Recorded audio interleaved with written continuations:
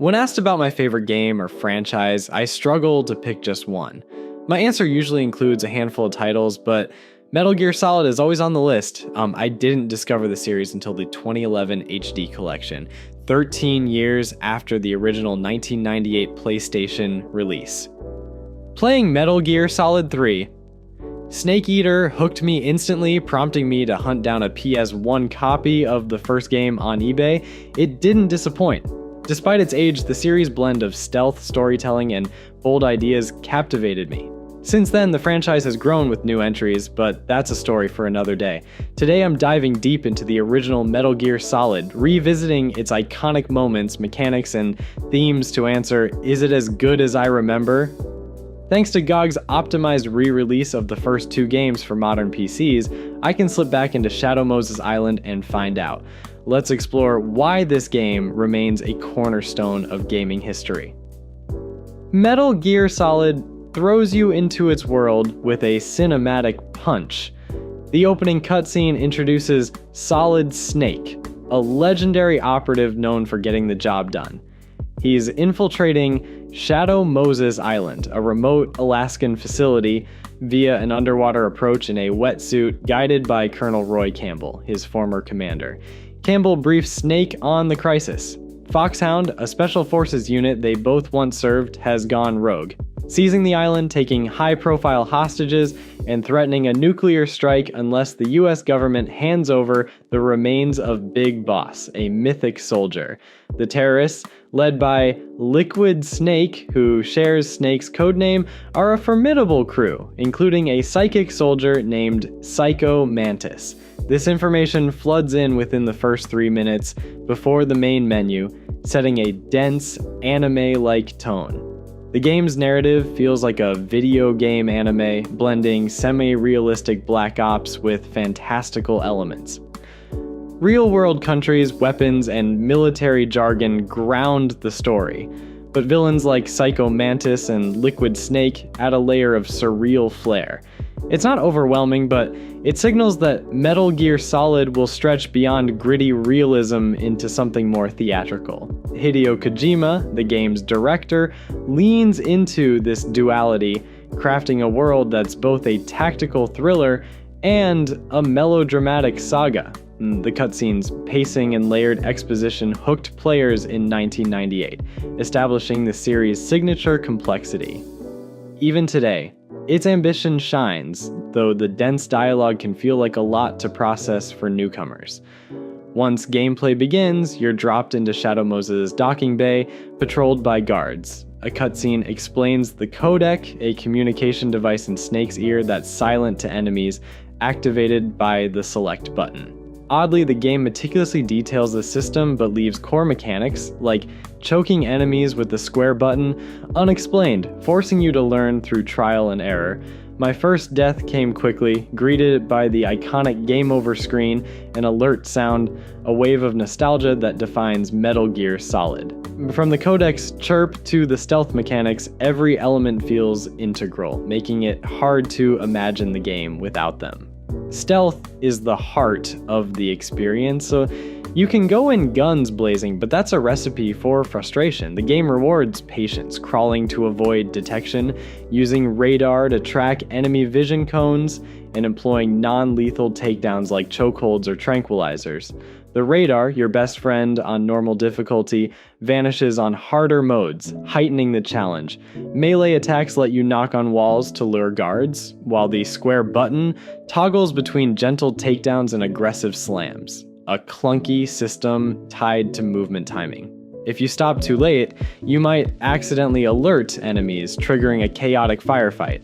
The inventory system, limited to one equipped item at a time, adds strategic depth but can frustrate, like swapping between a gas mask and keycard in a poison-filled room.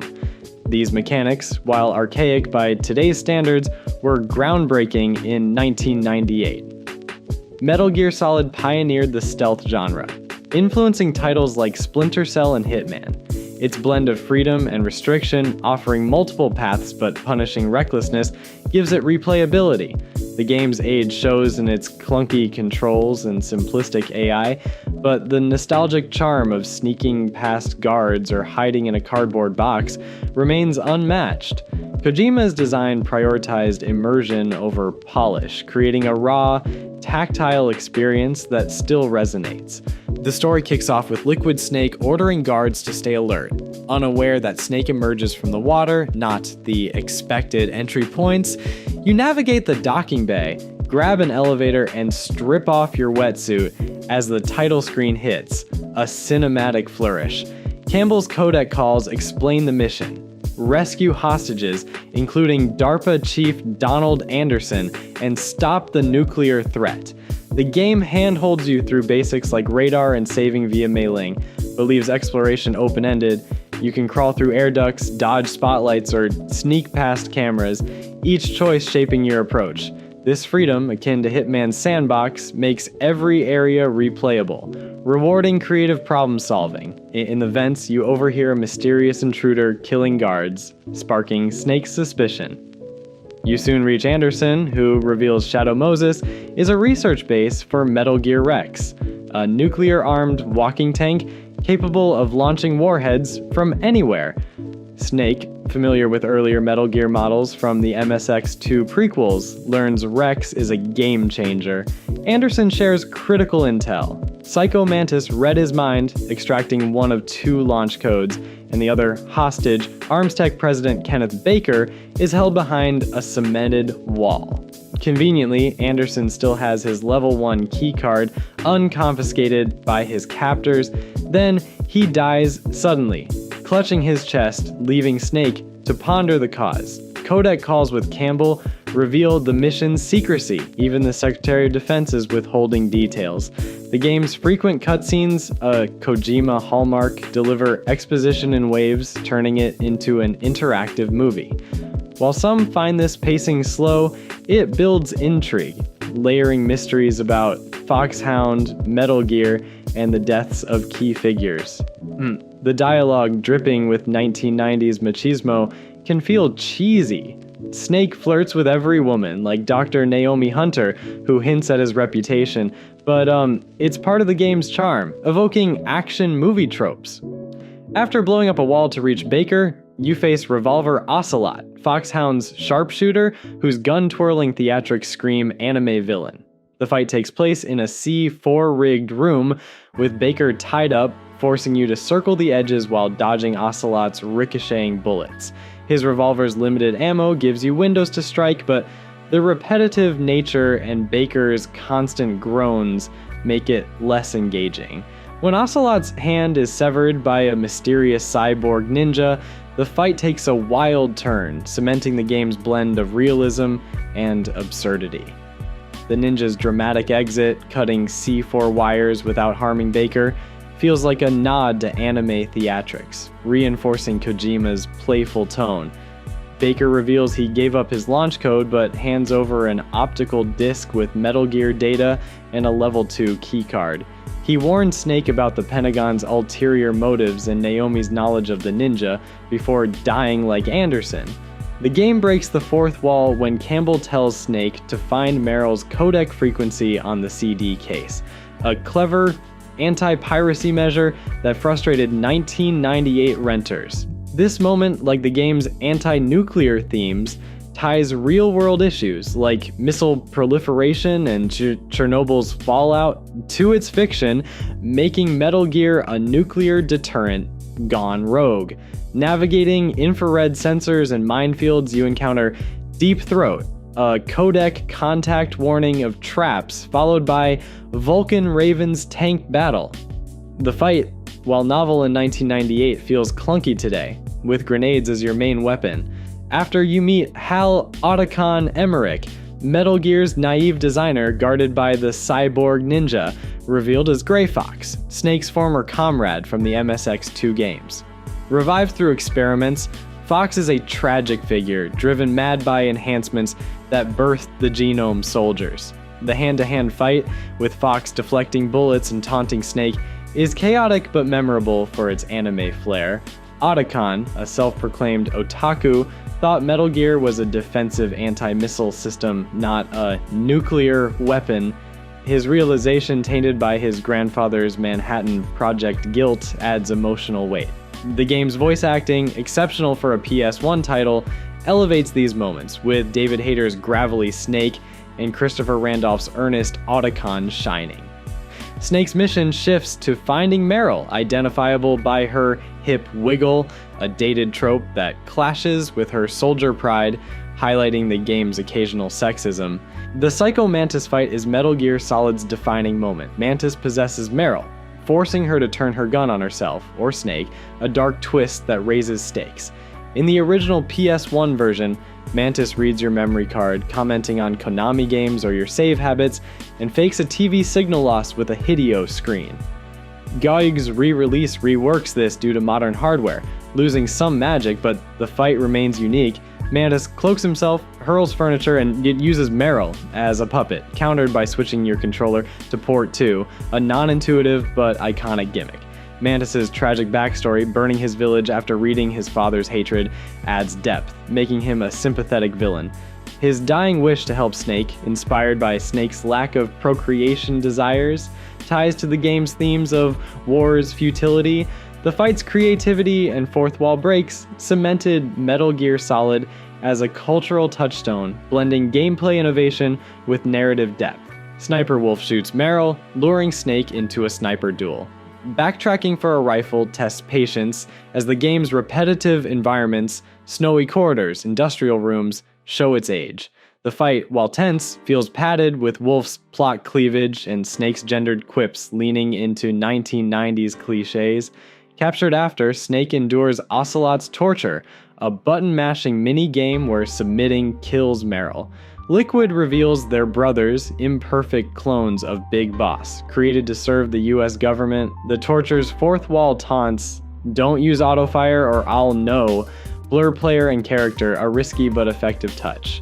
In a cell with Donald Anderson's maggot-ridden corpse, Snake learns it's been dead longer than claimed, exposing Decoy Octopus's impersonation.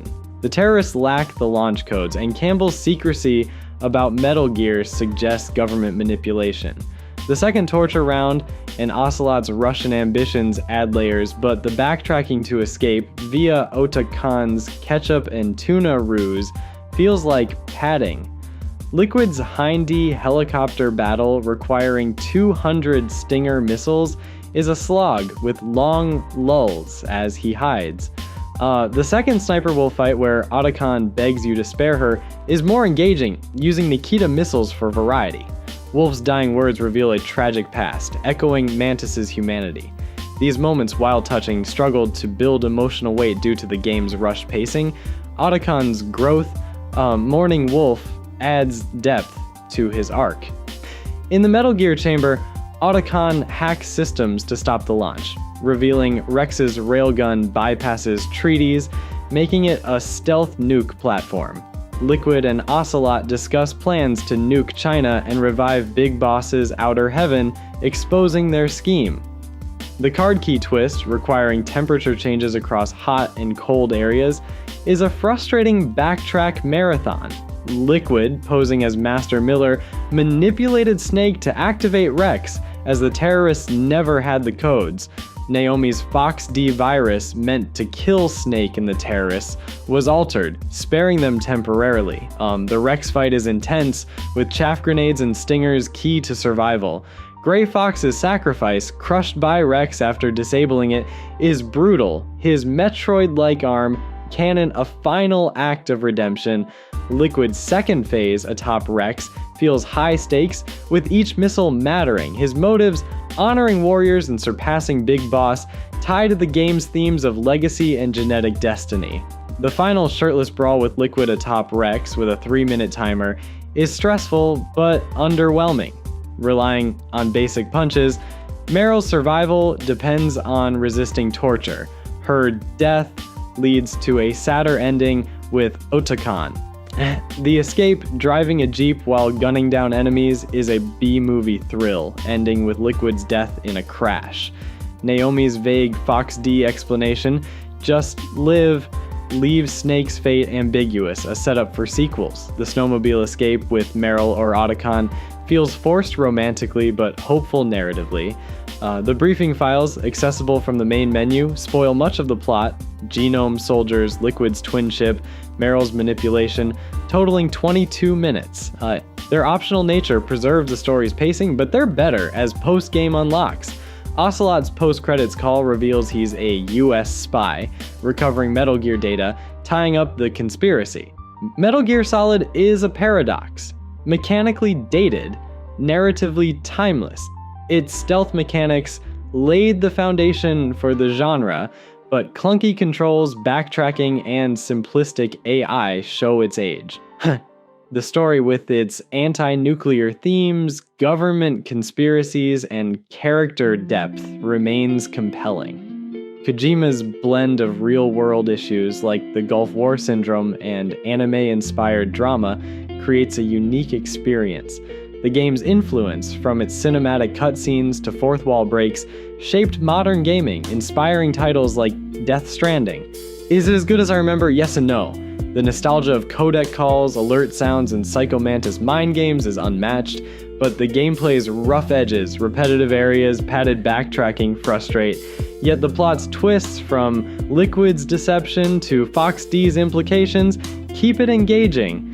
GOG's re-release makes now a perfect time to revisit or discover this masterpiece, a game that dares to prioritize story over polish, leaving a legacy that still resonates.